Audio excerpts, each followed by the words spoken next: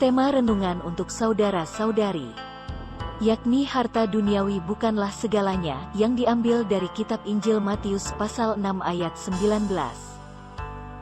Begini bunyinya, "Janganlah kamu mengumpulkan harta di bumi. Di bumi ngengat dan karat merusakkannya dan pencuri membongkar serta mencurinya." Penjelasan singkat. Berdasarkan nats ini, apakah memang tidak boleh mengumpulkan harta duniawi? Tidak seperti itu maksudnya dalam nats ini. Dalam nats ini Tuhan mengajarkan bahwa harta di dunia itu bersifat sementara. Bukan tidak boleh mencari harta duniawi. Kita juga boleh mengumpulkan harta duniawi dan tentunya berdasarkan yang kita butuhkan. Ingatlah, harta duniawi jangan dijadikan menjadi segala-galanya. Jangan sampai kita tidak punya waktu untuk Tuhan, yakni mengumpulkan harta surgawi. Orang yang hanya mengutamakan harta dan kekayaan duniawi adalah berarti orang tersebut adalah pelit, kikir, tamak dan sombong. Hidupnya tidak akan pernah tenang. Karena hanya memikirkan harta atau kekayaannya, takut berkurang dan takut dicuri atau dirampok. Ingatlah, harta atau kekayaan duniawi tidak akan bisa dibawa mati, sekalipun pemakamannya dibangun semewah mungkin.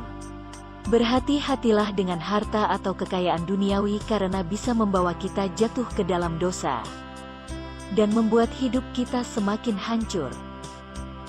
Harta yang paling berharga dari segala-galanya adalah harta sorgawi, yakni keyakinan, kepercayaan, keimanan, ketaatan dan pengharapan kepada Tuhan Yesus.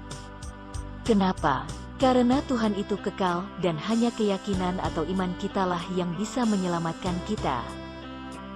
Jika kita lebih mengutamakan harta dan kekayaan kita, maka hidup kita tidak akan pernah tenang. Karena kita akan merasa takut kehilangan harta dan kekayaan kita. Padahal, tanpa dicuri pun, harta atau kekayaan duniawi itu bisa dirusak dan dimakan rayap, ngengat, dan lain-lain. Jangan takut merasa kekurangan harta atau kekayaan duniawi. Banyak pun harta atau kekayaan kita, namun belum tentu itu bisa membuat kita bahagia atau yang kita butuhkan. Lihatlah, banyak orang kaya, tapi hartanya tidak dapat menyembuhkan penyakit yang telah dideritanya selama bertahun-tahun. Tidak hanya itu saja. Dalam satu keluarga bisa terjadi perebutan harta, sampai saling menyakiti demi mendapatkan harta. Apakah itu kebahagiaan?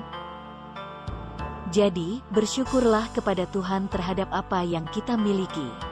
Dan salah satu wujud rasa syukur kita, maka harta kita boleh dipersembahkan kepada Tuhan, atau berbagi kepada sesama, karena harta atau kekayaan duniawi bisa hilang begitu saja.